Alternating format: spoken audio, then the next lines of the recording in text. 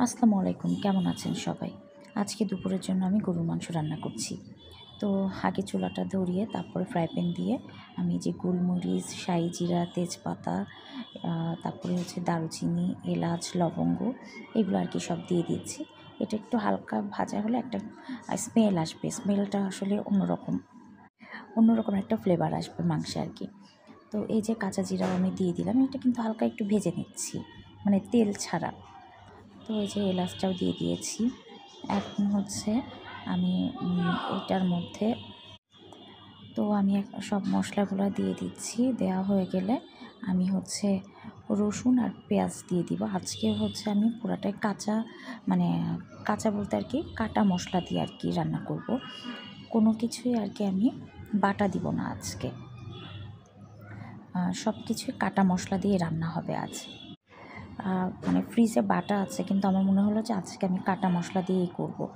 তো এরপরে রসুন আর পেঁয়াজটা দিয়ে দিয়েছি, দেখেন পুরাটাই কাটা। তো তেল দিয়ে দিব। তো তেল দেওয়ার পরে আমি হচ্ছে তেলটা কম দিয়েছি আজকে।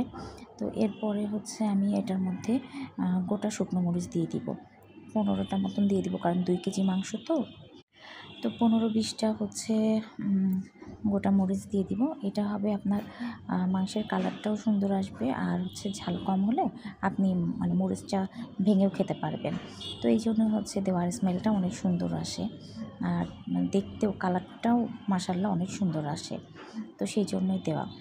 তো এরপরে হচ্ছে আমি হচ্ছে এই যে লবণ দিয়ে দিব। হাতে সবসময় লবণ দিলে লবণের একটা পরিমাপ থাকে, মাপটা আসলে আপনি মেজারমেন্ট করতে পারবেন। তো এরপরে আমি হলুদ দিয়ে দিব। আর আমি তো একটা কথা আপনাদেরকে বারবারই বলি, সেটা হচ্ছে হলুদ যত কম খাবেন, আমি একদমই হলুদ কম দিই, যাতে লিভারের ক্ষতি না হয়। হলুদ না খেলেই নয় তাই।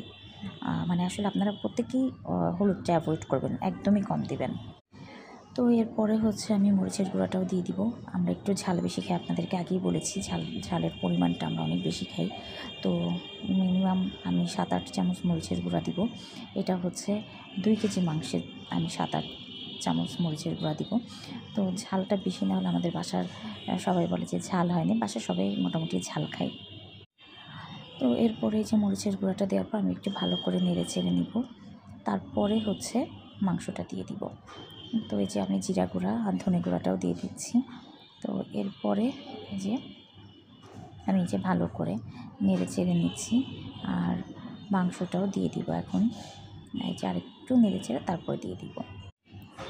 এই যে মানে চুলাটাও একটু জোরে দিয়ে দিয়েছি। এখন এই যে আপনার হচ্ছে মাংসটা দিয়ে দিচ্ছি।